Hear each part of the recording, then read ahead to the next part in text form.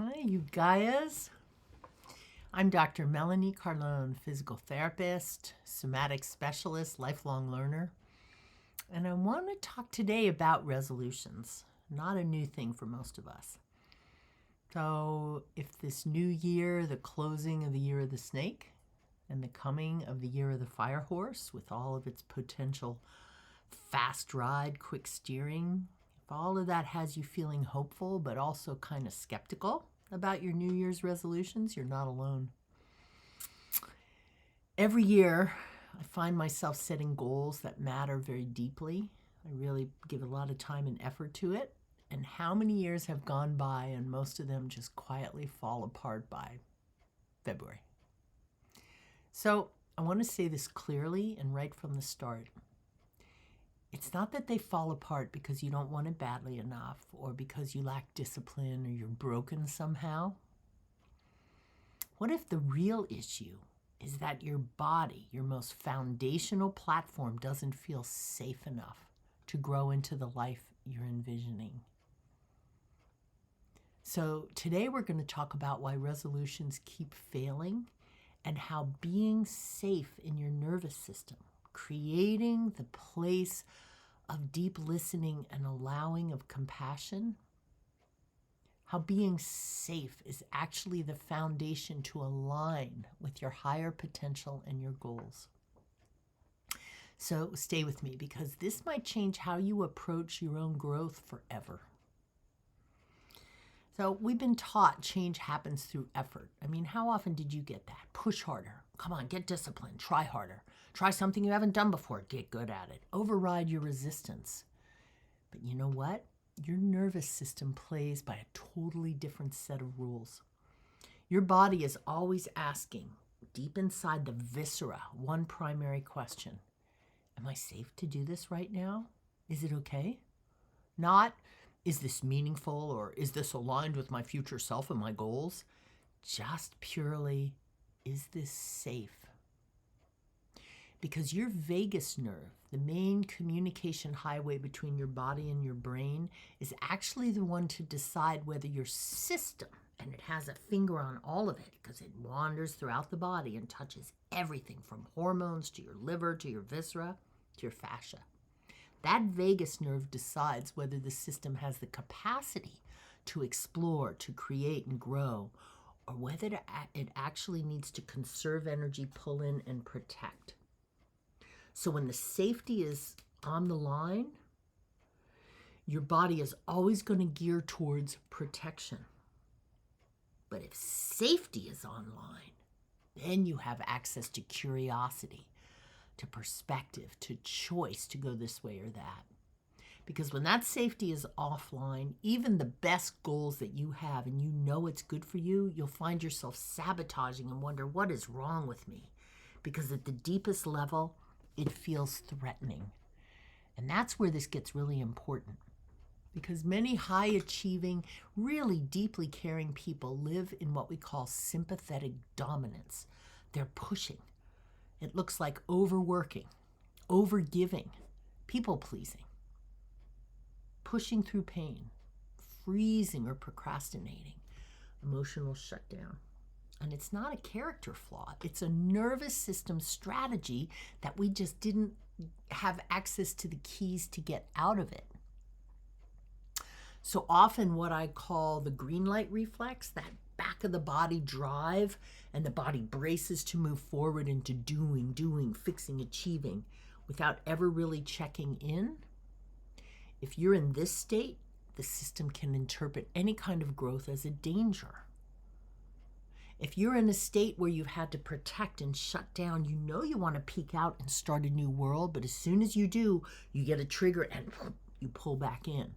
That's the red light. That's where the front of the body, the restriction of breathing, the tensioning in the front kicks in and has dominance. So when growth means uncertainty, and uncertainty doesn't feel safe to a body that's been shaped by stress or trauma or chronic responsibility, the nervous system isn't sabotaging your goals or taking you sideways out of some mysterious want to destroy yourself. It's literally guarding the gate for your well-being. but it's a primitive thing. You have to learn to speak its language. So let's say you set a resolution. You're going to exercise more. You're going to create healthier boundaries with people. You're going to rest more. You're going to speak your truth more clearly. You're going to step into your purpose. Your mind, the newest part of the brain, may be totally aligned with your highest values, but your body might still be carrying old survival math. And if your system is already flooded with cortisol, or it gets flooded with cortisol when you actually try to move into the new paradigm, the muscles brace, your breath gets shallow, your nervous system is associating that change with loss or failure or overwhelm. And even a beautiful goal just feels like too much. That's not self-sabotage. That's physiology. So trying to build a new life for yourself without your nervous system feeling safe is like planting seeds in frozen ground. It just isn't going to work. The vision may be right, but the timing is off. So alignment isn't about forcing yourself to be better or flagellating yourself, beating yourself into some kind of discipline. It's about having compassion for yourself and creating the internal conditions where your potential will emerge naturally. And safety is the soil. It's what thaws the soil for the seeds to grow. So instead of asking yourself, how do I make myself follow through? How can I discipline myself? I want to offer a different question. What would help my body feel safe enough to support this new way of being I'm into? And we start with regulation, not because it's passive, but because it restores flow. So let's begin with a short somatic practice, a body-based practice you can return to anytime. Heck, you can improve it. Find one that adapts. Take this base and adapt it to you. And do it especially before working on a goal or when you feel like you're out in skinny branches and things feel kind of uncertain. Because it's not about fixing. It's about listening deeply to yourself and bringing compassion. So I want to talk about a soft spine reset. You can do this seated, feet on the floor, and soften your gaze, close your eyes if that feels safe, or just look downward. And inhale gently into the back of the body. Feel that space above your rib cage, above your belt line, where your ribs flare inwards to your waist. And feel that expand backwards and outwards as you breathe. And notice as you breathe here in the low back that the breath moves around the spine, from back to front. It's not being forced. You're just receiving. So breathing into the low back, feeling that circular effect. Yes, the diaphragm rises, the abdomen rises, but the diaphragm goes all the way to the back. So let your breath be in the back. And now imagine as you exhale that your tailbone gently kind of roots downwards. Let it just sink like it's heavy, like honey were flowing down the back of your legs, and there's a following energetic. Tailbone sinking down through your legs, your feet down into the earth when you touch it. However far it is below you, let yourself sink. And with that downward gentle hold, now imagine your head floating upwards. Like it's being held or lifted, like helium, not pulling, but lifting. And then notice in between that downward connection and that upward lift, there's going to be places of tension. I'm going to bring your attention to the shoulders.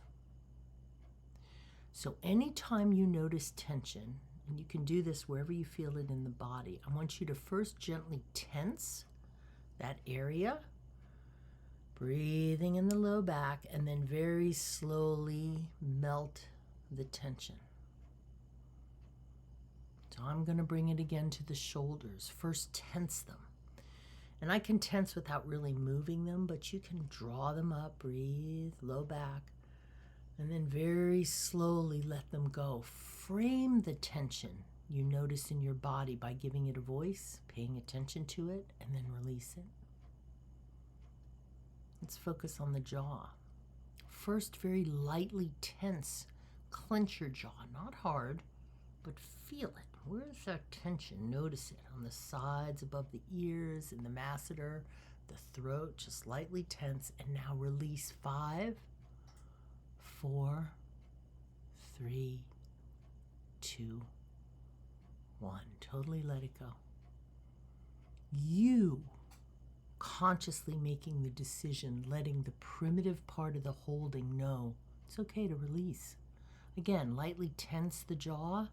Let your tongue thrust forward slightly. Feel it.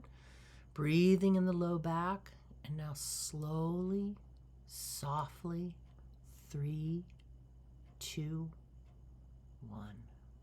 Nothing. Let it go. Now scan your body.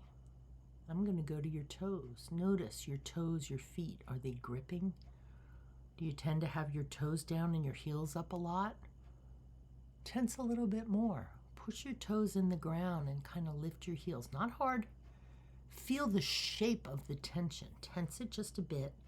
And now see, how does it feel to soften? 5, 4, breathe, 2, 1. Scan the rest of your body, maybe your belly. A lot of us women have this old habit of holding our bellies tight. Very softly pull your belly in and notice it. Notice if other areas want to tense. Feel it. Keep breathing in your low back. Hard to do when you tense your belly, but notice. And then softly, consciously let it go. 5, 4, breathe, 2, and 1. So I've just framed a practice of noticing where tension is, bringing it into your awareness, and then gently letting it go. Now internally, quietly ask your body, what does that subtle tensing feel like, and what happens when I let it go? Because it's in this space of your conscious control about the tension and the releasing that's the key to the kingdom. That actually allows you to use your newer cortical new brain to overcome the primitive reflex. So just stay here, breathing into the low back ribs. And notice this isn't about effort. It's about permission. It's about compassion. It's about you reminding your nervous system, I'm here. I'm listening. You don't have to protect me right now. Now imagine approaching your goals, your resolutions, that life you know is possible for yourself from this place. Not urgency, not shame, not pressure, but actually giving a voice to the body tension, the spiritual tension, the mental tension around your goals. Give a voice to that usual cast of characters in your head that says, I can't do that. I'm not enough for that. What am I thinking? A million little paper cut reasons why you fail. And like a kindly grandmother to yourself, listen, really listen. Give those voices space. Let them know you got this. I hear you, it's valid, but it's going to be all right. Don't hesitate. Jump. Jump into what you know is possible with kindness, with awareness of the tension, but don't let it, I always say, don't let it drive the minivan. Don't give the keys to the minivan to the 3-year-old. Take them back gently and do what you need to do. Learn to steer as you fall, knowing that at the other end you're there to catch yourself. That's a really interesting and actually really challenging step to take. And you will want to turn away. Be compassionate with yourself. You want to convince yourself of all the reasons why you can't. Do it anyway. Create the safety net you wish to fall into. Know this. When your nervous system is given the chance to regulate, you have more capacity for choice in your life. Creativity comes back online. The The boundaries that you need for yourself become clearer. Your energy becomes more dependable, sustainable. And alignment stops feeling like something you have to chase down. It becomes something you grow into too. Because higher potential doesn't require force. It requires the conditions for growth, the unfreezing of your own ground. Safety is not the opposite of ambition. It's the foundation for allowing for that ambition or that desire for yourself to be embodied. You are not broken if you've been struggling with this. Your body's been protecting you. And now, gently, with compassion, you can invite it into the future you're ready for, you're creating.